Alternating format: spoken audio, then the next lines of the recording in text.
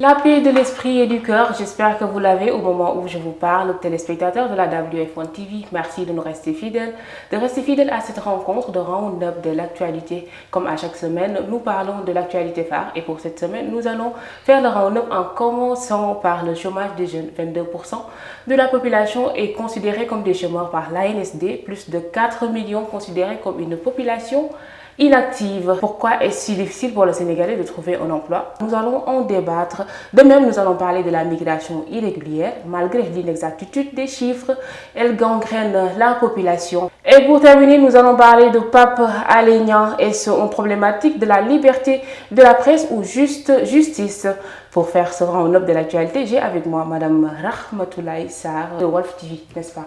C'est ça. Merci Madjiguène. Bonsoir à vous. Bonsoir également à mes co-débatteurs. Et comme vous l'avez énuméré tout au début, j'espère également que ce point, nous pourrons les développer à temps et puis tirer le plus important pour ceux qui nous regardent. Je l'espère bien. Je vous laisse peut-être faire une petite présentation.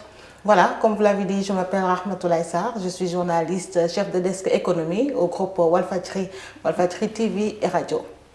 Merci beaucoup d'avoir répondu à notre invitation. C'est de même avec plaisir que je reçois M. Babacar Ndao. Babacar. Oui, bonjour Madjiguène. Bonjour chers co-débatteurs et co-débattrices.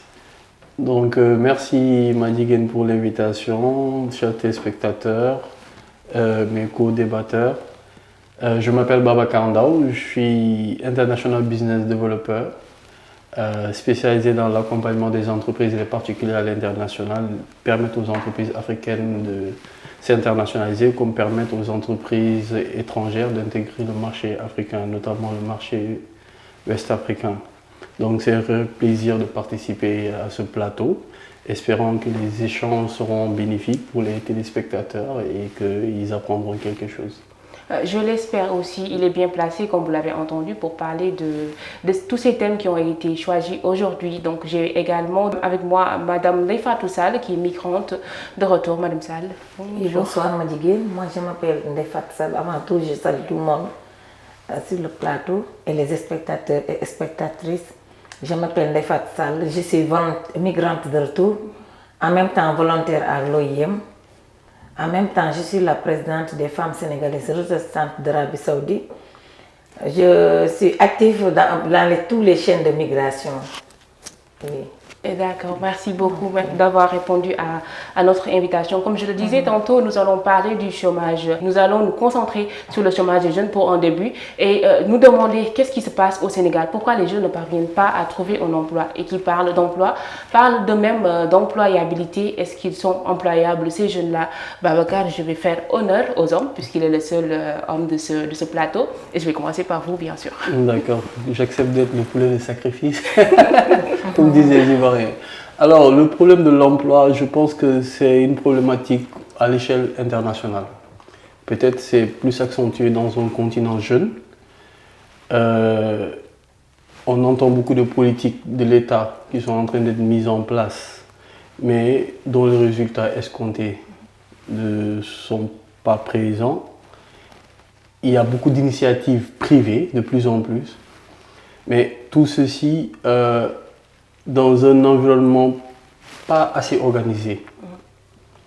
Parce que on a une économie où on a une balance commerciale déficitaire.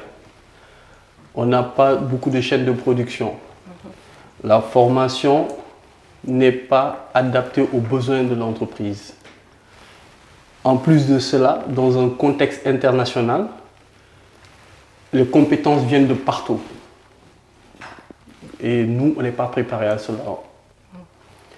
Donc, il est important que, en fait, que les politiques étatiques dans le cadre de l'emploi, insertion, entrepreneuriat, ne soient pas que des discours. Il faut mettre vraiment la base. Et la base, c'est d'abord la formation. Beaucoup d'entreprises aujourd'hui veulent recruter, mais ne trouvent pas les compétences qu'il faut. Parce que la formation des écoles ne répond pas aux besoins spécifiques des entreprises de grande taille, de taille moyenne et de petites entreprises. À côté de cela, il y a eu la conjoncture. Si je peux m'exprimer ainsi, le Covid, après la guerre en Ukraine, Donc il y a eu énormément de petites et moyennes entreprises qui ont fermé. Donc naturellement, ça va accentuer le problème de l'emploi. Beaucoup de facteurs, j'avoue. Madame Sarr, peut-être une petite pensée par rapport à ça. Oui, alors parfaitement, comme l'a dit Babacar Madjiguène, je pense qu'il y a ce problème-là de formation professionnelle. Bien sûr, on envoie des écoles à foison sur le marché et tout, mais ce qui demeure constant, c'est qu'on manque justement de ces professionnels-là des écoles de formation, des jeunes qui font des études, qui s'éternisent dans les universités ou bien dans d'autres établissements scolaires. Mais ce dont on a besoin de jeunes qui sont déjà formés, qui sont formés pour un tel métier. La preuve, aujourd'hui, ce qu'on voit à travers certaines entreprises, c'est qu'il y a un déficit, par exemple, d'un secteur donné. Et qu'est-ce qu'il faudrait faire? Surtout, insérer ces jeunes dans les écoles de formation, faire de telle sorte qu'ils soient bien préparés et au sortir de ces écoles, justement, de pouvoir intégrer directement une entreprise. Comme ça, on va pouvoir peut-être réduire ce taux de chômage. Mais ce qu'on voit malheureusement, c'est que, comme je l'ai dit tantôt, des études à n'en plus finir. Après l'université, on cherche à se former, alors que, selon moi, on devrait intégrer cela au niveau de l'université et pourquoi pas dans les écoles du moyen secondaire, pourquoi pas également. Oui, parce qu'attendre le primaire, secondaire pour aller à l'université et après, au sortir de l'université, vouloir se spécialiser dans une matière ou bien une formation, ça devient un problème. Aujourd'hui, le taux de chômage, il faut le dire également, par rapport à notre aspect, c'est qu'il y a également certaines personnes d'un âge assez avancé à qui on favorise, qui sont favorisés. Générationnel, voilà. On les favorise alors au détriment de ces jeunes justement qui sont sortis diplômés et qui attendent d'être recrutés dans des entreprises. Tout cela vraiment concourt à augmenter ce taux de chômage. Je pense qu'il ferait mieux, que le gouvernement ferait mieux justement, parce que le chef de l'État, on l'avait entendu, lors de son avènement, je dirais lors de son accession au pouvoir, avait dit qu'il allait miser sur les femmes et les jeunes. Mais aujourd'hui, jusqu'à présent, les jeunes attendent. Ils attendent beaucoup et il faut également le souligner, ils sont l'avenir de demain. Il a vraiment le devoir de les accompagner pour qu'ils puissent trouver quelque chose pour un peu prendre le relais au niveau de leur famille. Et juste par rapport à l'adaptabilité, aujourd'hui, les femmes sont plus touchées par rapport au fléau du manque d'emploi. Dans les zones rurales, comme à Dakar, ce sont les femmes qui sont plus concernées. Madame Sall, vous qui êtes peut-être dans le milieu du volontariat, entre autres, comment vous voyez cette chose-là, en tant que femme également? En tant que femme, pour moi, c'est très difficile parce qu'en tant que maman, tu as des enfants, parfois le père n'a pas les moyens. C'est la femme qui doit débrouiller pour nourrir sa famille. Pour moi, je dis chaque fois que c'est ça qui pousse les enfants à prendre les pirogues ou bien à prendre le désert. Parce que si tu es un adulte, tu vois ta maman chaque jour débrouiller, te donner à manger, ton père n'a pas les moyens. Toi, qu'est-ce que tu vas faire? C'est difficile. C'est difficile de voir ça. Les femmes ici au Sénégal sont très fatiguées. On a toutes les formations, on a fait toutes les formations, mais on n'arrive pas à trouver du travail. Même moi, j'ai fait plus de 10 formations. Mais je reste toujours à la maison et à faire des petits business. C'est difficile. C'est vraiment difficile. Et j'avoue que c'est le cas de la majorité des Sénégalais. Est-ce qu'il n'y a pas une petite discrimination, si on peut appeler ça comme ça, par rapport au recrutement aussi, Madame Sarr? Non, je ne dirais pas qu'il y a une petite discrimination. Il faut surtout dire qu'on mise sur la compétence. On mise sur la compétence et aujourd'hui, ce qu'on voit, c'est que nombreuses sont les femmes aujourd'hui qui se battent pour être au devant. Mais malgré cela, on privilégie certes les hommes pour certains postes. Et ça a toujours été un combat. La responsabilité. Voilà, ça a toujours été un combat de longue haleine justement pour les femmes. Et je pense que vraiment la tendance est en train d'être renversée, mais il faut davantage également faire dans ce domaine-là. Ce qu'on voit, la majeure partie, comme l'a dit tantôt Madame Sall, surtout dans le monde rural, on voit des femmes qui aujourd'hui préfèrent rester à gérer les travaux ménagers, les travaux champêtres et puis s'occuper de la famille plutôt que de se battre, de se serrer un peu la ceinture et puis d'aller aussi, pourquoi pas, chercher un boulot comme les hommes. Mais qu'est-ce qu'on veut? Il y a de ces hommes également qui ne veulent pas d'une femme qui travaille. Déjà, là, c'est un handicap, c'est un problème. Alors, on est limité, soit on est femme forte, on choisit vraiment voilà, de laisser le mariage ici et puis d'aller comme tout le monde chercher un emploi pour pouvoir se prendre en charge déjà et puis essayer de prendre en charge la famille. Mais il faut vraiment un réel combat pour ceci, pour arriver à de bons résultats.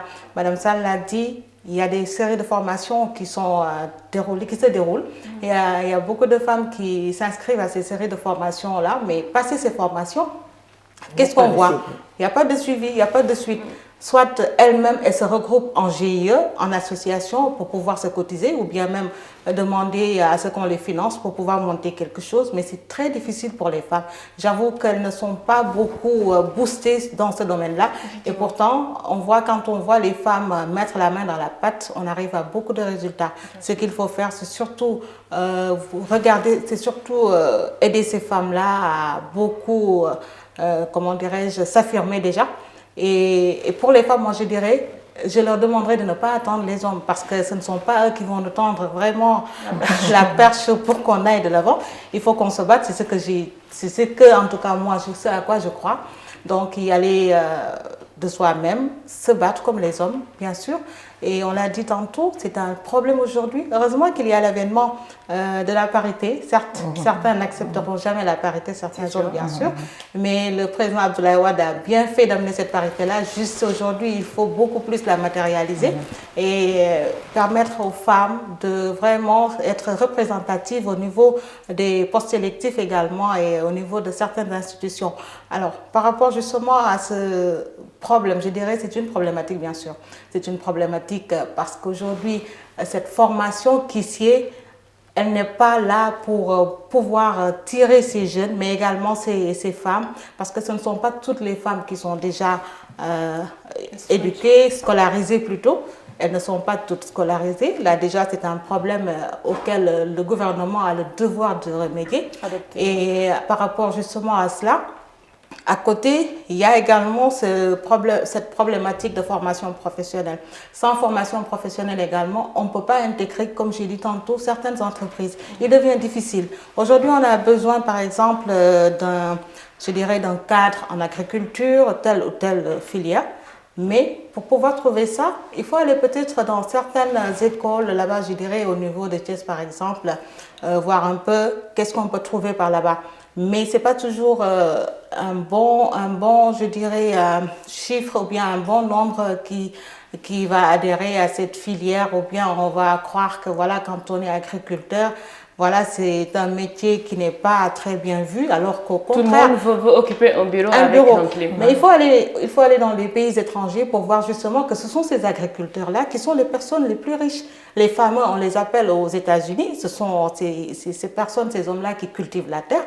Mais ils n'ont rien à envier à ceux qui vont dans les bureaux, costumes, cravates et tout cela. Mais est-ce qu'ils ont le bon exemple également? Parce que là, quand on demande à ces jeunes-là d'aller s'orienter vers l'agriculture ou vers des nouveaux métiers qui pourront faire développer le Sénégal, il faudrait que ceux qui sont dans ce métier soient à l'aise aussi. Oui, il faudrait qu'ils soient à l'aise, mais il faudrait également que le foncier leur soit accessible. Là, c'est un problème. Ça aussi, c'est un problème. Un réel problème, d'autant plus qu'aujourd'hui, on en a tellement vu de ces agriculteurs qui ont accès à la terre, mais qui n'arrivent pas à avoir ces semences-là ou bien ce matériel agricole. Financement. Voilà.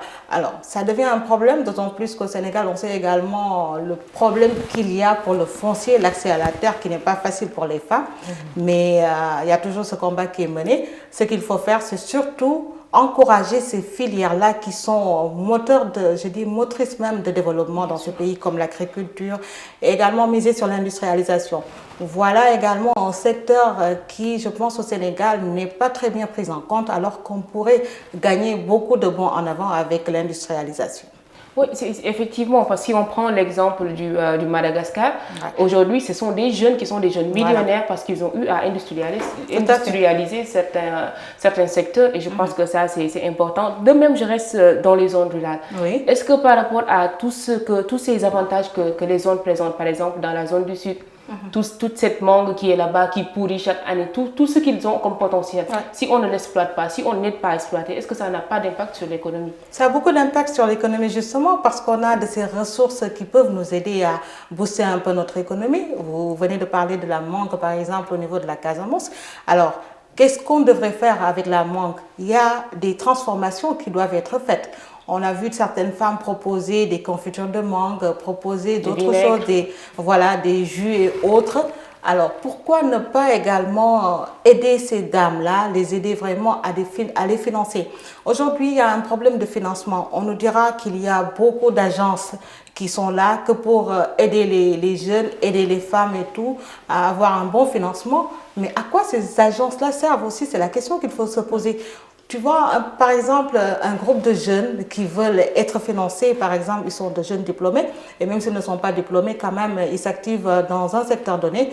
Aujourd'hui, ils peuvent aller déposer un dossier, tout un tas de paperasses alors au niveau de ces agences-là, mais ils n'ont aucune réponse. C'est à se poser la question de savoir quelle est vraiment cette mission qu'ont ces agences-là au niveau des populations quand le président de la République dit il faut miser sur les jeunes, il faut miser sur les femmes, mais on attend toujours, et puis ces jeunes-là justement ont besoin qu'on les aide. Quand on voit nos frères et sœurs toujours, par exemple, nous qui avons la chance peut-être d'être arrivés à un stade, il faut dire que c'est un coup du destin aussi. Alors eux, à leur niveau, ils ont été à bonne école, ils ont eu des diplômes, mais ils n'ont pas la chance de trouver un travail.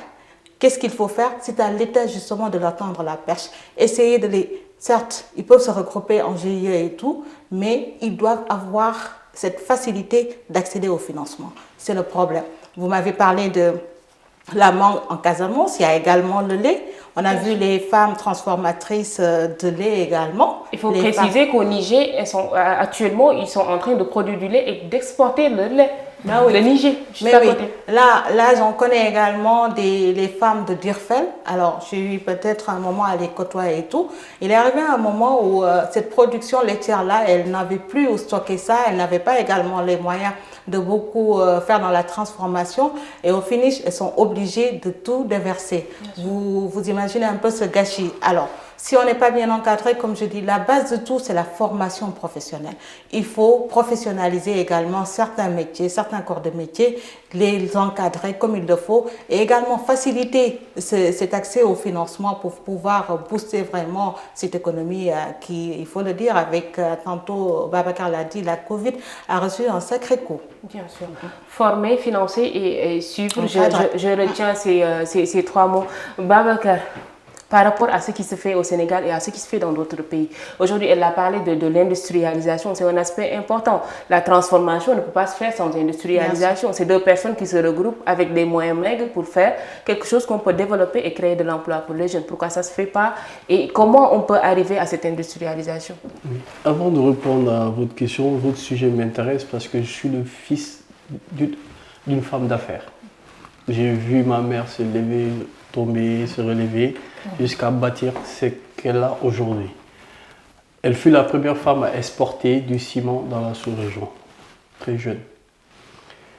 Mais je vais vous raconter une petite anecdote. Oui, allez-y. C'est important pour les femmes. Une fois, on m'a invité à un forum international dans un pays européen qui voulait voir les opérateurs économiques au Sénégal, femmes, hommes, pour voir comment collaborer avec un B2B. Donc j'ai dit, maman, viens, on va à l'international, ça va te permettre, même si elle a déjà fait des formations de femmes, etc., d'aller voir autre chose. Quand on est arrivé, elle était la seule femme au Sénégal du secteur privé. Tout frais, payé elle-même pour participer à cette rencontre. J'étais récepté commentaires et je lui ai dit, maman, aujourd'hui, qui t'a amené ici? Elle dit elle-même. J'ai dit, où sont les milliers de femmes qui sont au Sénégal? Il dit, arrêtez de courir derrière les miettes. Allez-y à la source. Il y a beaucoup de gens qui prennent la cause des femmes pour en faire un fonds de commerce. Il faut refuser cela. Tout à fait. Les entreprises, le contexte mondial demande la compétence. Au vu des statistiques, depuis l'école primaire jusqu'à la fin des formations, les femmes donnent le pion aux hommes. Qu'on le veuille ou pas, elles vont s'imposer naturellement. Comment maintenant? Il faut éviter de faire le décor pour les politiques ou les entreprises, etc. C'est ça le vrai challenge aujourd'hui. Vous partez au marché poisson.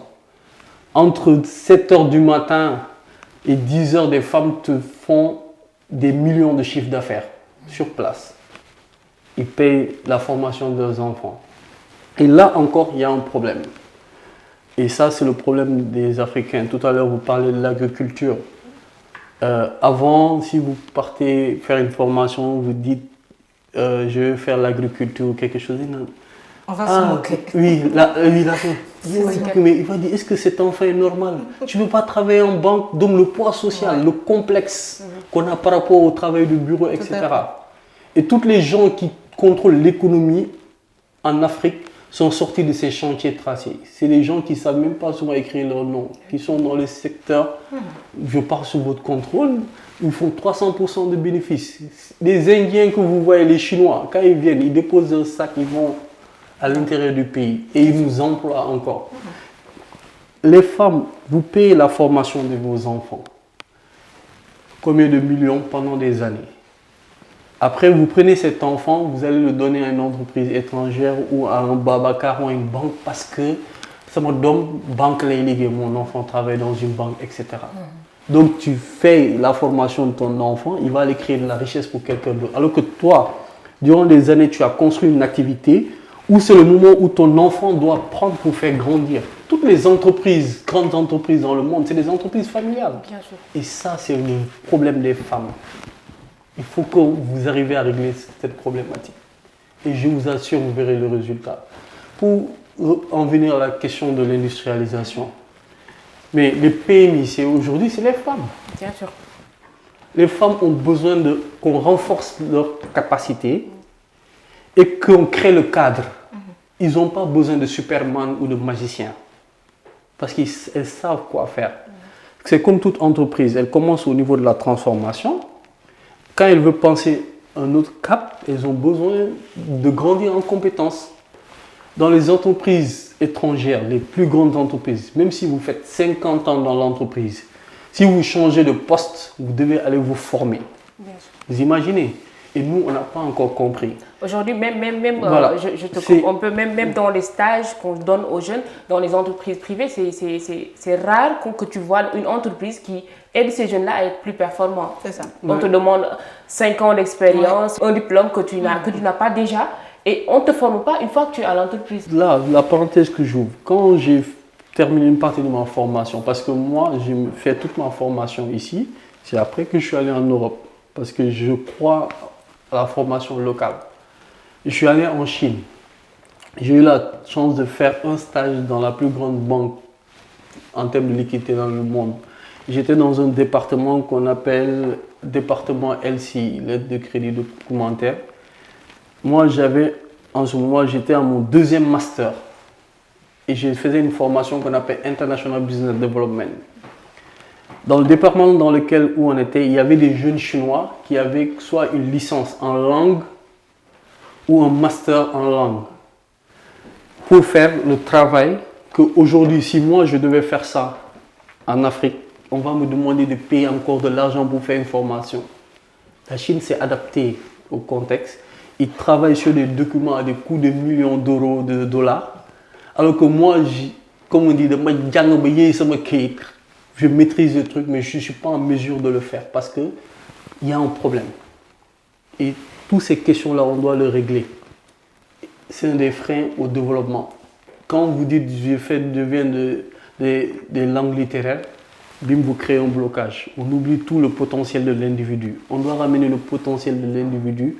Comment aujourd'hui, à travers, je prends un stagiaire, certes, il vient des secteurs de la finance ou du journalisme, mais il y a d'autres potentiels. Comment le faire la reconversion? Et c'est ça le vrai défi aujourd'hui, des entreprises principalement. Parce que c'est vrai, on rejette la faute à l'État, mais les entreprises aussi doivent s'adapter aux réalités locales pour faire le bon. Et aujourd'hui, Madjiguène, vous m'excusez pour rebondir justement sur ce point évoqué par Babacar. Par exemple, moi, je dirais, à mes débuts, j'ai fait une formation en assistanat de direction. Je suis sortie avec mon BTS d'État en assistanat de direction. Mais du coup, je suis tombée dans la presse. Donc, il faut dire que ce n'était pas mon destin. Je n'avais jamais pensé à intégrer le milieu de la presse. Mais les choses étant ce qu'elles sont, le milieu du travail, là, il faut forcément trouver quelque chose. Si on n'arrive pas à trouver quelque chose dans le domaine de l'administration avec énormément de demandes qu'on dépose sans grand résultat, finalement, je tombe par hasard sur une demande émanant d'un organe de la place qui cherchait une correspondante. Et c'est comme ça seulement je me suis dit, mais pourquoi pas ne pas essayer? Parce que je pense que la base, c'est avoir les compétences. Et quand on a, je pense, les compétences, on peut postuler à toutes sortes de postes. Et ainsi, alors, j'ai intégré le milieu de la presse, mais là également, il me fallait tout faire pour avoir également la formation requise, justement, parce qu'on ne peut pas évoluer dans un milieu sans pour autant avoir l'expérience requise. Alors ainsi, chemin faisant également, je m'inscris dans certaines écoles, voilà, tout d'abord au CESTI, après l'ICIC, jusqu'à obtenir mon Master 2 en communication pour le développement. Et là, je peux dire également qu'il y a beaucoup d'opportunités, surtout dans ce milieu, pour pouvoir, pourquoi pas, se former également pour une autre filière. C'est ainsi seulement qu'il faut faire et puis aller de l'avant, je pense bien. Mais il ne faut pas, ce qu'il ne faudrait pas, c'est se cantonner au niveau d'un seul secteur ou bien d'un seul poste. Dire j'ai étudié ça à l'université, donc je reste là. Il faut voir les choses, comment elles se déroulent au niveau aujourd'hui mondial, parce qu'on n'est pas né pour être ceci ou bien pour être cela. C'est avec le concours, bien sûr, de la situation qu'on arrive à voir autre chose. Effectivement, l'être humain a tout déjà en lui. Il faut juste réveiller ses capacités. Allez-y, Madame Sall. Oui, moi, je veux revenir pour les femmes. Tu vois, ici au Sénégal, tu vois, toutes les femmes sont actives. Elles ont le courage. Elles veulent travailler, mais on n'a pas les moyens. Si tu te lèves à 4 h du matin, tu ne vois pas les hommes. Tu vois seulement les femmes. Mais on n'a pas les moyens. Chaque jour, je me lève à 5 h du matin moi-même. Je vends mon petit déjeuner. Après, je fais les petits business. Mais tout ça, la journée va revenir dans les frais de la maison. Demain, je reprends à zéro. Donc, on a besoin d'appui. On n'a pas d'appui, les femmes. Tout à fait. On n'a pas d'appui. On a besoin d'appui pour avancer. Mais chaque jour, toutes les femmes travaillent. Toutes les femmes sont des entrepreneuses. Mais on ne va pas en haut. Chaque jour, tu fais fond de roulement comme ça. Chaque jour. Tu travailles aujourd'hui, tu manges aujourd'hui. C'est ça.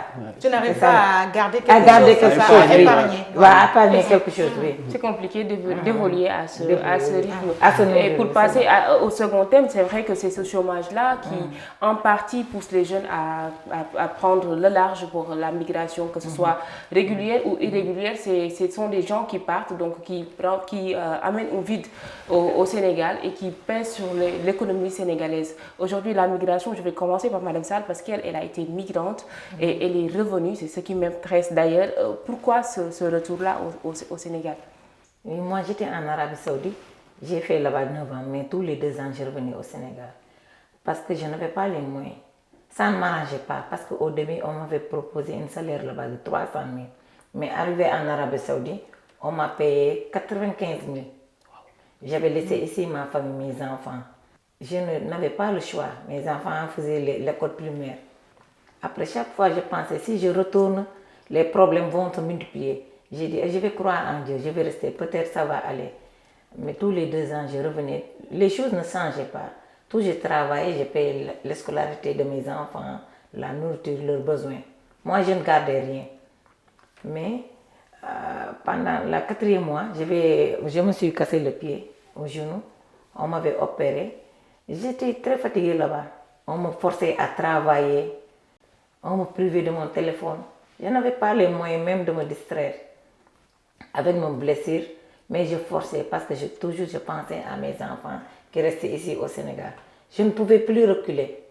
Mais à la 9e mois, quand le président Macky Sall est venu là-bas, il y avait des Saoudiens qui demandaient les sans-papiers de sortir. Moi aussi, je l'ai entendu. J'ai dit, j'ai resté ici 9 ans, rien n'a changé. Je suis malade, j'ai perdu ici mon pied, rien n'a changé. Je vais croire en Dieu, je vais retourner au Sénégal. Après, j'ai fait mon fausse conduite et je suis revenue. Mais par la suite, je me suis trouvée avec l'OIM. On m'avait recommandé avec l'OIM, l'Organisation internationale des migrations. Et finalement, vous êtes revenu, vous avez recommencé à zéro pour faire un autre travail. Oui, oui. Et l'OIM vous a appuyé? Oui, l'OIM nous a appuyés parce que j'étais volontaire là-bas. Ils ont fait des formations pour nous. Je l'ai dit tout à l'heure, on a fait plus de 10 formations. Moi, j'étais facilitatrice là-bas à l'OIM dans un projet Cinémarina. Parce que j'ai fait tous les pays du Sénégal. Ils m'ont aussi fait une formation radio. J'ai fait des animations radio thématiques traditionnelles, comme ça. C'est déjà bien. Je reviendrai peut-être sur ce point et déjà de ce qui vous a motivé à partir. Est-ce un manque d'emploi? Est-ce des problèmes qui étaient ici? Mais avant tout ça, est-ce qu'il y a un réel politique de migration au Sénégal? Madame Sarr, si vous analysez un peu. Oui, alors, Madjiguène, je dirais que c'est une problématique justement, cette migration. Alors, qu'est-ce qu'il y a vraiment une réelle politique? Je ne pense pas. Je ne pense pas parce qu'on a vu un peu nos jeunes, comment ils quittent et comment ils sont interceptés. Et c'est vrai qu'à un moment donné aussi, si je ne m'abuse, le président espagnol était même venu au Sénégal rencontrer son homologue sénégalais. Et ils ont un peu discuté de cette migration pour un peu voir comment l'encadrer.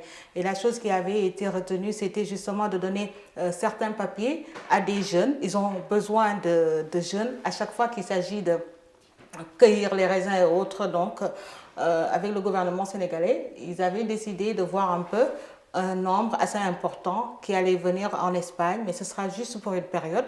Et passé cette période-là, ils reviennent au Sénégal. Donc, c'était une façon peut-être d'encadrer ces derniers pour qu'il n'y ait pas cette migration clandestine tout le temps. Et beaucoup de nos frères également et sœurs, ils perdent la vie. Déjà, il faut dire que c'était un point, mais ce n'était pas la solution définitive. Il faut chercher une solution pérenne. Et la solution pérenne, justement, pour retenir ces jeunes, je pense, c'est de leur donner un job. C'est de leur donner un job. Mais comment? Aujourd'hui, il y a beaucoup de jeunes et de femmes qui préfèrent l'immigration clandestine parce qu'ils n'arrivent à rien trouver ici sur le sol sénégalais. Et pourtant, il y a tellement de politique, de politique qui est faite pour inciter ces jeunes à rester. Mais il faut leur donner au moins quelque chose. Madame Sall l'a dit tantôt. Tu vois un jeune qui se réveille chez lui, qui voit sa maman tout faire dans la maison, sa maman qui fait des pieds et des mains pour nourrir la famille, malgré que c'est très difficile pour elle. Alors, le jeune qui reste dans la maison, justement, il est gêné par cette situation. Il voit d'autres, par contre, qui sont nés peut-être avec la cuillère dans la bouche, qui arrivent à même lever le petit doigt. Il suffit juste de lever le petit doigt pour être satisfait. Mais aujourd'hui, cette jeunesse-là a besoin qu'on l'aide. Cette jeunesse a besoin vraiment qu'on se retourne vers elle pour pouvoir leur tendre la perche, comme j'ai dit tantôt. Et cette immigration clandestine, malheureusement, c'est quelque chose qui nous fait mal quand on voit nos frères et sœurs, nos mamans ou bien nos tantes vraiment s'adonner à cela. Ça fait mal parce que c'est des risques. C'est des risques, mais à défaut d'avoir quelque chose ici au niveau du Sénégal, on préfère l'immigration clandestine. Madame Sall l'a évoqué. Elle a vécu une situation très difficile en Arabie Saoudite. Alors aujourd'hui, elle revient à la case départ. Qu'est-ce qu'on voit? C'est des années qu'elle a perdues en fait, parce qu'elle n'a pu réaliser rien du tout. Elle était partie pour un meilleur confort, mais au finish, elle est revenue au bercail. Et justement, en revenant au bercail, il revenait également à ses autorités, je pense, de pouvoir encadrer ces migrants de retour, de pouvoir peut-être les accueillir dans des, je dirais, pour la réintégration. Dans les centres d'accueil, pour pouvoir les former dans une filière donnée, les former peut-être en leur parlant et voir également dans quel domaine ils aimeraient évoluer, les encadrer par rapport à ça, les former et pouvoir après les mettre dans certaines entreprises pour qu'il y ait au moins dans une famille quelqu'un qui puisse relever prendre la relève, je dirais, prendre la relève après les parents, parce qu'on voit toujours dans nos familles respectives, aujourd'hui au Sénégal, c'est quoi? Jusqu'à 40 ans, jusqu'à 50 ans, on voit toujours quelqu'un ou bien les enfants qui sont toujours au niveau de la maison familiale.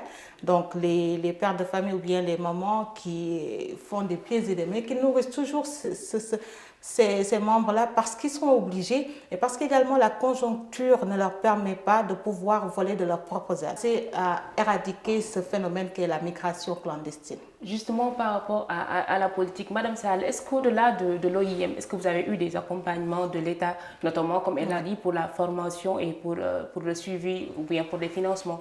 Oui, on a fait une fois avec mon GIE une formation d'agriculture avec l'État, mais on n'a pas de suivi. Est-ce qu'il y a eu des financements? Pas encore. Pas encore. Vous êtes promis, mais pas encore. Depuis 2017. Depuis 2017. 5 ans alors. Il faut toujours attendre. On peut espérer des surprises en fin d'année, on ne sait jamais.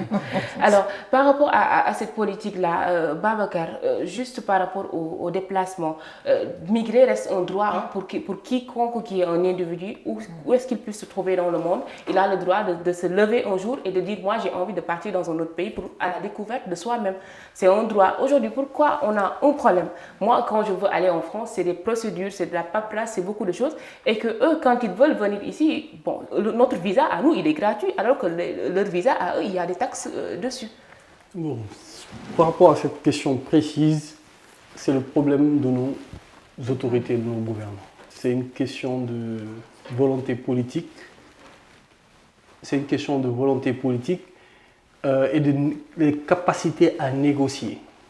Et c'est ce qu'on appelle parallélisme des formes. Quand vous négociez un contrat, si le fournisseur te dit je t'exige ça, toi aussi en tant qu'acheteur tu l'exiges. Et je pense que c'est vraiment ça le problème que l'Afrique a. Pour répondre juste à cette partie, je l'ai tellement bien compris. Moi j'ai une formation de finance comptable à la base. Mais en évoluant dans un environnement où il y a beaucoup de nationalités et j'ai toujours été un panafricain convaincu, j'ai compris que le problème de l'Afrique, c'est la capacité à négocier en fait ses droits. C'est ce qui m'a poussé à la base à aller faire ce qu'on appelle International Business Development. Cette capacité en tant que jeune africain à pouvoir commercer avec un Chinois, un Japonais, un Américain, un Mexicain, un Français, sans complexe. Pour la petite parenthèse, toujours dans le cadre de cette migration, quand on est arrivé dans le cadre de nos études en Chine, dans une université qui s'appelle Sichuan Agriculture University, moi je faisais de l'International Business Development. Donc ils ont un département business dans une université d'agriculture. Secondo, le premier exercice qu'on a eu à faire, on a divisé le groupe des étudiants étrangers que nous étions. Il y avait des Sénégalais, Béninois, Ivoiriens, Français, Indiens. Et on a fait 2 équipes. Une équipe, la première équipe avec les étudiants chinois, vice-versa. Et on nous a donné un semblable de contrat à négocier. Donc ils ont mis les étudiants chinois en situation de négocier avec des futurs partenaires. Donc ne vous étonnez pas de l'évolution de la Chine aujourd'hui. Ça revient à voilà, et donc, voilà. Et tout ça, c'est cette capacité à négocier. Nous, les Africains, chaque fois que vous entendez des scandales, telle entreprise ancestrale, voilà ce qu'il a signé. Mais à la fin, il glisse des clauses dans le contrat. Si tu commences la procédure avec eux, c'est la génération future qui sera là pour être présent pour le procès. Parce que juste au moment de négocier, il n'y avait pas la personne qu'il faut pour négocier. Et le problème de la migration par rapport visa, réciprocité, c'est juste ça. Et que les États puissent assumer leur position dans ces circonstances. Parce que dès qu'il y a une pression à l'international, au niveau local, parce que supposons ce qui s'est passé avec le Sénégal, puisque j'ai suivi ça de très près avec la réciprocité des visas, quand ils ont fait ça, aussitôt le secteur du tourisme a souffert. Mais comme tout bon Sénégalais, on veut tous aller au paradis, mais personne ne veut mourir. Donc, le problème reste entier. Si les ressources de nos États sont gérées comme il se doit et que nos autorités travaillent comme il se doit, engagement.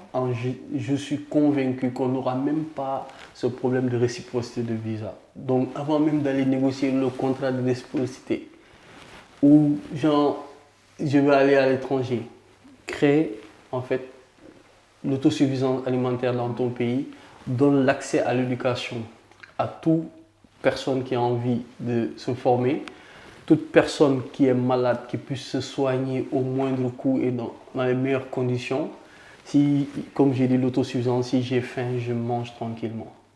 Mais si ces 3 conditions ne sont pas réunies, jusqu'à Mathusalem, l'immigration sera présente. Effectivement, créer un cadre qui permette aux gens de rester avant de leur demander de rester au Sénégal pour travailler pour le pays. Madame Sall, qu'est-ce qui vous a motivé personnellement à partir? Par manque de moyens. Parce que j'étais une femme divorcée.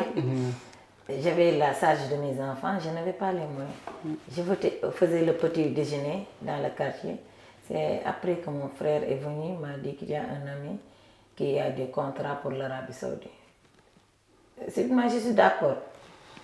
Parce que j'espère une nouvelle vie là-bas, une vie meilleure là-bas. Après, il m'a proposé une salaire de 300 000. J'ai dit, mon cas est réglé. Je dépense les 150 000, les 150 000, je les garde. Mais arrivé là-bas, tout a changé. Et est-ce que par rapport toujours à la politique de la migration, est-ce que aujourd'hui vous avez eu à parler au consulat ou bien vous avez eu à vous déclarer une fois en Arabie Saoudite pour bénéficier d'un soutien de règlement? Parce que ça, 95 000, c'était pas un salaire. D'autant plus qu'on ne vous avait pas proposé ça à la base. Mais tu vois, avec les Saoudiens, là, si tu arrives là-bas, on te confisque tout. Ton téléphone, ton passeport. Tu n'as même pas le droit de sortir. Comment savoir où est ton consulat? On n'avait pas les moyens de... Ils te retiennent en otage, en otage, oui. Même les habits, on confisquait tout. On te donnait 3 tenues que tu portais pour travailler, des uniformes, avec leur abaya noir là, seulement. C'est à la fin que je me suis rendu qu'il y a un consulat là-bas en Arabie Saoudite. Mais le consulat n'a pas fait le premier pas pour venir voir les Sénégalais qui sont là, dans quelles conditions ils vivent. Jamais vous n'avez eu reçu de visite de la part non. Et Madjiguène, je pense que pour ce cas-là, on voit de ces personnes qui vont en Arabie Saoudite sans pour autant que le consul ne soit au courant. Alors, et comme l'a dit Madame Sall, si déjà ils arrivent là-bas au niveau de certaines maisons et que tous leurs papiers, et tout est confisqué, téléphone et autres, ils n'ont pas le moyen de se signaler. Voilà. C'est compliqué et c'est pas sûr même que de vivre dans un pays où personne ne sait où est-ce que tu te trouves. On a vu des cas également, justement. Oui, il y a des cas là-bas. Oui, des cas de il y a des gens battus là-bas. Voilà. Oui, les solutions sont inexistantes pour les migrants qui ont soit disparu ou qui sont maltraités et c'est vraiment dommage. Est-ce que ça en valait la peine aussi ce risque? En partant, je ne croyais pas qu'il y a de risques. Pour moi seulement, je voyais l'argent. Je voyais une vie meilleure là-bas. Parce que j'étais très fatiguée ici. Une mère de 4 filles, sans soutien. J'étais en location. Il y avait la nourriture de mes enfants. Je ne veux pas de l'argent sale, c'est ça qui est mon problème. Pour moi, je veux des gains gagnés et nourrir ma famille. C'est ce qui m'a poussé à partir. Mais malheureusement, j'ai cassé là-bas mon bras. Tout ça, c'est mon pied, c'est le destin. On m'a maltraité là-bas, on m'a forcé à travailler. Pendant que mon pied est cassé, pendant 15 jours, on m'a forcé à travailler. Je prenais mon arabia et travaillais avec ça. C'est une mauvaise expérience, mais comme toute expérience, ça a du bon parce qu'aujourd'hui, vous faites des campagnes de sensibilisation pour les jeunes. Aujourd'hui, ça m'a poussé à mieux éveiller les jeunes qui sont ici, mes copines, la famille, tout le monde. Avant de partir, il faut bien voir.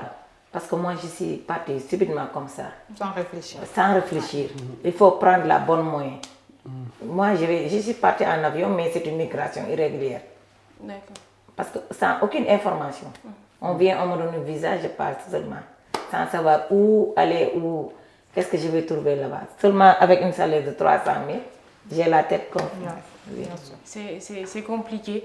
De même, cette responsabilité, est-ce que ce n'est pas partagé par rapport à ceux qui vont à l'extérieur et l'État? Parce qu'aujourd'hui, on voit que ceux qui voyagent, pour la plupart, c'est pour envoyer de l'argent à la famille pour qu'ils puissent régler les besoins primaires. Mais aujourd'hui, est-ce qu'il ne serait pas bien de faire comme d'autres nationalités quand ils sortent de leur pays, c'est pour revenir investir et accroître l'économie? Oui, je dirais que ce serait la meilleure formule que de revenir justement investir ici et profiter de son investissement. Mais seulement, ce qu'on voit, c'est que, par exemple, il y a certaines personnes qui investissent ici. Les personnes à qui ils confient peut-être leur projet et tout, ne le font pas comme ils le voudraient. Donc, par exemple, on a vu tellement d'émigrés qui, au finish, n'ont rien pu investir parce qu'ils n'ont pas pu confier ce projet-là à la bonne personne. Et du coup, c'est un retour à la case départ. Mais alors, ce qu'il faudrait dire par rapport à votre question de tout à l'heure, les responsabilités, je dirais que l'État est d'un côté responsable et pas de l'autre. Je dirais qu'il est responsable si on se focalise sur le fait que l'État a le droit vraiment d'encadrer et puis de voir ses fils là où ils mettent les pieds. Il a le droit également de veiller à cette émigration-là, qu'elle soit positive ou négative en tout cas. l'État a le devoir même, je dirais, de veiller sur ses enfants comme le font d'autres États. Tu vois, un Américain ou bien un ressortissant français, quelqu'un qui vient fouler le sol sénégalais, mais attends, son ambassadeur ou bien les autorités même qui sont là, elles veillent sur tout.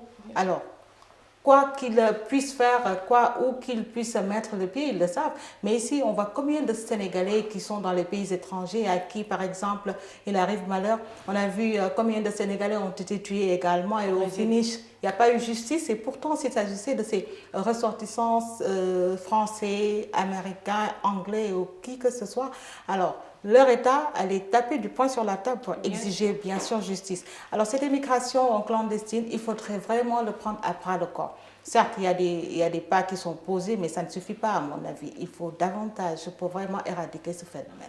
Bon, depuis 2018, des politiques migratoires sont établies, comme je l'ai dit tantôt pour l'emploi. De même, il n'y a pas de factuel. Jusque-là, on attend la réalisation de ces programmes-là. Babacar, par rapport à l'investissement, est-ce que l'environnement est favorable aujourd'hui pour qu'un immigré puisse investir au Sénégal? Je vais dire c'est chaud. Très chaud. C'est chaud. Je peux vous citer plus de 5 cas de personnes qui sont venues au Sénégal, qui ont une activité, mais qui n'arrivent pas à joindre les deux bouts à cause des charges fixes et du poids social. Les femmes, les là, il faut réduire. Ah, oui. Les obligations. C'est Diou va faire teranga Diou. Mais vous imaginez pas. C'est du gâchis, en tout cas. On dit qu'il y a beaucoup de gens qui volent, qui trichent, mais parce que la société les impose quelque chose qu'ils savent en âme et en conscience. Le salaire de mon fils, ses revenus ne lui permettent pas de faire ça. Donc vous poussez la personne à tendre vers le faux. Ici, comme disait un de mes grands, le Sénégal c'est le pays de tous les inverses. Si vous êtes entrepreneur avec les charges fixes, sauf la volonté divine, vous avez du mal à prospérer. Pour l'octroi des marchés, il faut être liquide et avoir beaucoup de relations. Pour te faire payer aujourd'hui, tu as des bons payeurs, toujours des mauvais payeurs. Même les bons payeurs ont du mal à te payer. Alors qu'à la fin du mois, quelle que soit ta relation avec ton salarié, à la fin du mois, lui aussi, il y a son locataire, il y a ses enfants. Bien sûr. Donc c'est difficile. Vous pouvez avoir une activité qui vous coûte 100 millions de chiffre d'affaires. Mais sauf que vous avez votre capital, il y a des charges à payer, vous n'avez quasiment pas de bénéfices. Si vous devez prendre sur votre capital, c'est bonjour les problèmes. Bien sûr. Et par contre, ici, il suffit juste qu'on te voit dans une belle voiture, dans un bureau, ils pensent que c'est pas comme ça. Et beaucoup de gens de la diaspora sont ruinés à cause de ça. À cause de l'environnement, le cadre n'y est pas, il faut le dire. Il y a beaucoup de politique, des trucs, mais c'est faible par rapport à la réalité. En fait, il y a plus de gens meurent par rapport au nombre de gens qui survivent. Et tout à l'heure, il a touché un point très important. Quand les gens de la diaspora envoient leur argent, après ils ont beaucoup de déceptions. Soit c'est le meilleur ami, soit c'est la famille, la famille, oui, etc. Mais pourquoi ça se présente ainsi? Il y a plusieurs raisons. En général, le Sénégalais pense, ou l'Africain globalement, quand tu es à l'étranger, il a l'argent. Oui. Alors qu'ils vivent dans des conditions beaucoup plus dures que vous. Bien sûr. S'il ne travaille pas, il ne mange pas, il ne paye pas de loyer, il peut passer la nuit dehors. Mais parallèlement aussi, quand les immigrés envoient de l'argent à Babacar, ils ne se posent pas la question, est-ce que Babacar a eu à gérer un budget de 50 000 dans sa vie? Il ne sait pas Babacar il a quel problème, il a quelle dette. Est-ce que Babacar a un projet de mariage? Tu lui envoies ça. Babacar, souvent, il peut être animé d'une bonne intention. Il dit, je prends, je remets à sa place. Ça ne se présente pas comme ça. Parce que tu n'as aucune garantie du futur. Tu peux faire un business avec Madjiguène. Madjiguène a eu un problème. Elle ne peut pas te payer. Comme tu peux avoir une activité avec Pathé, un Dorcat international. Tu vas faire quoi? Mais aussi, beaucoup ne savent pas gérer de l'argent en fait. C'est ça le problème. S'ils ne sont pas faits pour faire du business. Et nous, on prend l'amitié, on le confond avec le business. Moi, avant de venir, par exemple, je vous donne mon cas, j'ai eu à faire beaucoup d'activités, j'achetais des petits trucs, j'envoyais à des gens que je pense avec lesquels je peux travailler. Mais j'ai eu beaucoup de déceptions. Mais c'était le prix, en fait, à payer pour savoir avec qui collaborer dans telle activité. J'ai perdu de l'argent, mais je suis sûr que demain, eux, je ne vais pas collaborer avec eux sur certains secteurs. Et c'est l'erreur que... Mais en fait, c'est le côté positif. Moi, j'ai envie d'aider mes frères, etc. Mais ça ne marche pas comme ça. Il faut faire le... Et les gens qui veulent faire du business à distance, ce n'est pas possible. Si tu veux jeter ton argent par la fenêtre, en étant en Europe, on n'a qu'à te dire il y a un business, si tu mets ton argent, tu vas le perdre. Parce que la seule chose, ou le seul secteur dans lequel tu peux faire ça, si Madjiguène dit aujourd'hui, j'ai une entreprise structurée, SARL, SA, actionnariat, avec tous les contrôles, tu mets ton argent, tu envoies, vous recrutez quelqu'un, tu as les rapports d'activité, tu as les pièces justificatives, tu peux vérifier.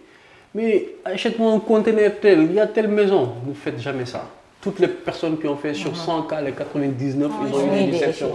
Voilà. Et donc, tout ça, ça ramène le problème de l'accompagnement et du coaching. Aussi, les immigrés, ils ont besoin d'accompagnement. Et les services consulaires ne sont pas à mesure de répondre aux besoins d'accompagnement. Tu vois, il y a beaucoup de semblants. Et même au niveau local, beaucoup de structures étatiques n'arrivent pas à faire le travail de l'accompagnement. Une structure de l'État ne peut pas accompagner 1000 entrepreneurs et que ça soit efficace. Ce n'est pas possible. Il faut créer le cadre pour permettre au secteur privé, les gens qui ont des compétences, de travailler en collaboration avec ces structures sans les mettre les bâtons dans les roues. Et ça peut régler beaucoup de problèmes.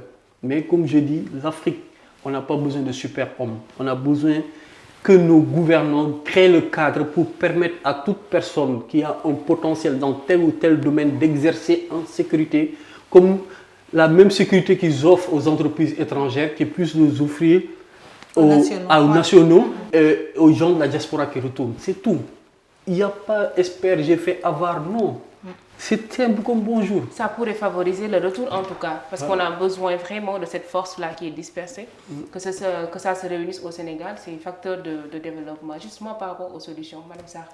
Par rapport aux solutions, je pense que Babacar l'a déjà ébauché. Il faut encadrer et puis également nos autorités doivent mettre vraiment la main à la pâte et surtout appuyer ces Sénégalais-là qui sont à l'étranger, voir une bonne politique justement de migration, une bonne politique qui pourrait justement les aider à bien investir parce que quand ils investissent également, il faut dire qu'ils aident un peu l'État dans cette politique-là de mieux gérer la jeunesse ou bien même également participer à booster l'économie. Parce qu'il y a des chiffres, je ne les ai pas en tête, des chiffres qui sont avancés sur ce que font enregistrer ces émigrés qui sont à l'intérieur chaque année au Sénégal. C'est des milliards qu'ils font entrer au Sénégal. Je pense qu'ils sont à 10% du PIB. Voilà, ils sont à 10%. Merci, ils sont à 10% du PIB. Donc il faudrait vraiment savoir comment les encadrer pour que ces investissements-là ne soient pas à perte du tout. Parce qu'aujourd'hui, on est loin de sa famille, on est loin également de son pays, on pense à bien faire, mais quand on voit au finish que tout ce qu'on a investi n'a servi à rien, là déjà on perd espoir et on n'a plus du tout cette force pour pouvoir aller de l'avant et bien participer à booster l'économie de notre pays. C'est vraiment important. Madame Sall, vous qui étiez de front à la situation, quelle solution peut-être proposerez-vous? Nous, en tant que femmes, on a organisé un réseau de femmes, RAFEM, réseau d'appui de femmes et d'enfants de migrants. On n'attend pas maintenant les fonds, on est allé chercher des partenaires. On est en train de chercher des partenaires à la source, comme Babacar l'avait dit. Et encore aussi avec l'ASMI, tu connais l'ASMI, Association de lutte contre la migration irrégulière. On est en train de faire des sensibilisations avec les jeunes pour les retenir ici. On cherche aussi des partenaires pour rester ici, travailler, même créer une entreprise comme tout le monde le dit. Parce qu'on veut une grande entreprise, créer des emplois pour mieux retenir ici nos frères ici et nos sœurs. Parce que nous, on l'a vécu. On ne veut pas que nos petites sœurs subissent comme on a subi. Effectivement, c'est important. Généralement, il arrive que tu demandes à des migrants de retour, si tu avais la possibilité de repartir, est-ce que tu reprendrais le même chemin? Et généralement, la réponse elle est affirmative, c'est un oui. Pourquoi Peut-être c'est un suicide, ça. Parce qu'ils n'ont pas de solution. Quand il y a des migrants qui reviennent ici depuis 2017, ils n'ont rien à faire. Ils n'ont pas les moyens. Mais s'ils ont les moyens, ils vont repartir. Même dans nos associations, j'ai des cas comme ça.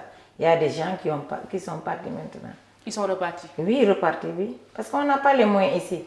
Mais peut-être qu'aujourd'hui, ils ont beaucoup plus gagné en expérience aussi par rapport à la première fois. À la première fois, oui. Ça aussi, ça compte, oui. Effectivement. Donc, Babacar, peut-être une petite analyse par rapport à ce qu'elle a dit. Parce que je pense que les gens qui ont vécu un enfer et qui veulent y retourner tellement ici, c'est compliqué. Il y en a énormément. C'est grave. Mais sur cet aspect, en fait, nous, on n'a pas marqué de pause. On est toujours en train de copier des modèles sans réfléchir, en fait. En fait, on ne fait pas la réflexion de la base. On prend des modèles, on fait des erreurs pour justifier tout ce qu'on est en train de faire. La migration, en fait, c'est à plusieurs niveaux. Vous avez le cas de nos jeunes qui ont une obsession pour aller à l'étranger. Il faut d'abord créer, en fait, cette immersion au niveau du continent africain. Donner envie aux Sénégalais d'aller au Ghana, d'aller au Mali, etc. Être préparé déjà à l'international. Effectivement, c'est vrai qu'il faut tropicaliser les politiques. Ça ne sert à rien d'avoir un programme qui résout un autre problème en Europe et d'essayer de résoudre un problème qui est déjà social à la base ici au Sénégal. Et pour passer à un autre thème, nous allons parler de l'affaire Pape Alé Niang, donc qui est actuellement en prison pour collecte et diffusion de fausses informations et d'autres charges qui pèsent contre lui. Et je vais laisser peut-être la consoeur parler de cette actualité-là. Bah oui, Madjiguène, alors c'est une actualité qui fait polémique, il faut le dire. Alors on a vu même les associations de presse, je dirais déjà la CAP, hein, donc déjà coordination des associations de presse, et justement c'est des marches, des mouvements d'humeur pour justement inviter les autorités à libérer Pape Alé Niang. Alors on a vu également ce qui s'est passé bien sûr avec ce document qu'il avait brandi, un PV, et accusant lors de son live justement de haute personnalité, je dirais de haut gradé. Bon, alors ce qui s'en est suivi, on le sait, il a été interpellé justement au moment où il changeait son pneu, une de ses roues de véhicule, et bien sûr, ce que beaucoup de confrères ont dénoncé. Ils ont dénoncé. Mais moi, ce dont je voudrais parler justement, c'est cette responsabilité du journaliste. On est journaliste bien sûr, mais quand même, quand j'entends certains de nos confrères peut-être dire que c'est vrai que nous sommes le quatrième pouvoir, comme on dit, mais pour autant, est-ce qu'on doit abuser de notre pouvoir? Moi, c'est la question que je me pose. Parce qu'on a été à l'école et on nous a appris comment également traiter une information. L'article 5 du Code de la presse. Voilà. Et quelles sont nos limites en tant que journaliste?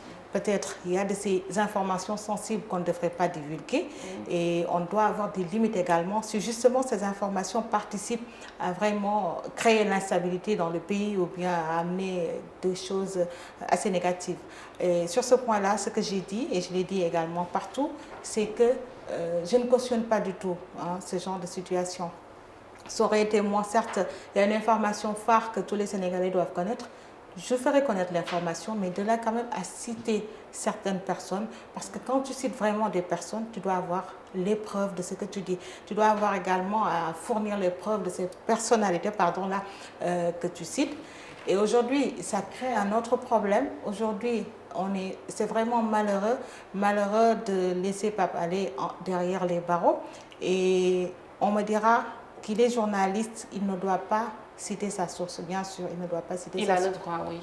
C'est comme tout journaliste d'ailleurs. Mais de même, il avait le droit aussi de respect, le devoir de respect au secret défense. Oui, on l'a dit. D'aucuns ne seront pas d'accord pour vraiment afficher silence devant le secret défense, mais je ne suis pas de ces journalistes qui pensent qu'il faut passer outre ce secret défense. Non, on doit avoir des limites quand même. Aujourd'hui, je ne suis pas d'avis que le journaliste doit être au-dessus de la loi. Non. On doit avoir des limites, comme je l'ai dit tantôt. Secret défense, c'est ce qu'on nous a toujours interdit de voir dans le fond des choses, qu'est-ce qui se passe réellement. Quand on est journaliste d'investigation, bien sûr, on veut connaître davantage. Mais ce qui est déplorable, c'est cette personne qui est tapée derrière Pape Alé Niang, qui lui a fourni ces documents-là, et qui jusqu'à présent se tait. La fuite à la source. Oui, Alors, je ne dirai jamais à un journaliste, il faut donner sa source. Non, parce que moi-même, je ne le ferai pas. Mais quand même, il faut savoir peser le pour et le contre. Aujourd'hui, Madjiguène, on te donne une information assez sensible. C'est à toi. Il revient à toi de voir ta responsabilité est engagée déjà. Est-ce que je dois la diffuser ou pas?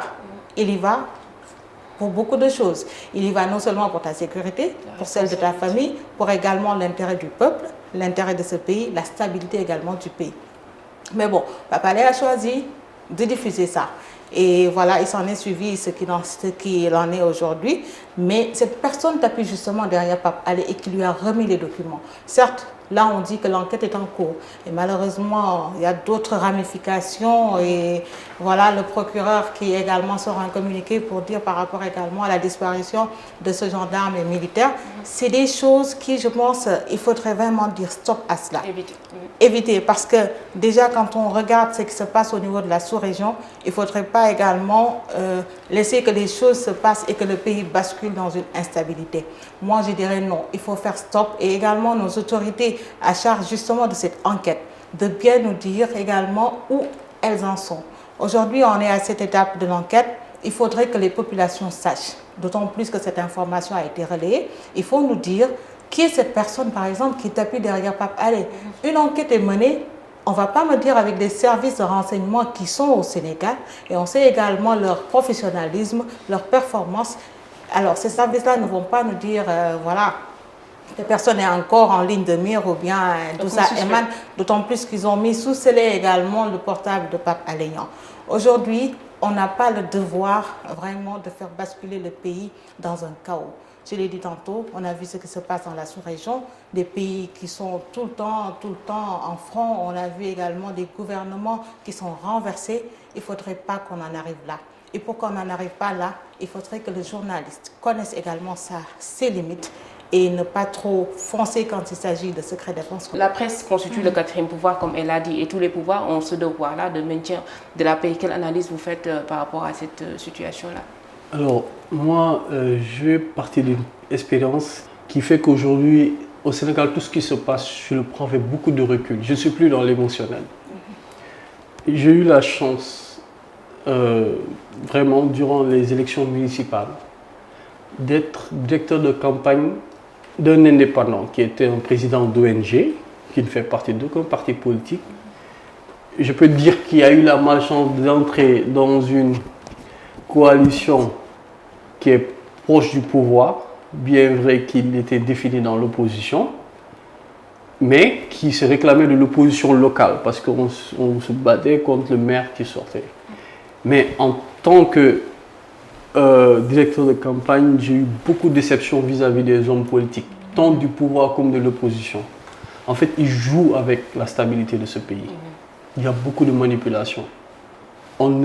Moi, personnellement, je ne suis plus en mesure dans ce pays de dire qui détient la vérité. Beaucoup de désinformation. Voilà. Donc, mais vraiment, parce que les gens ils jouent. Maintenant, côté secret défense, tout ça, moi, j'y ai jamais cru.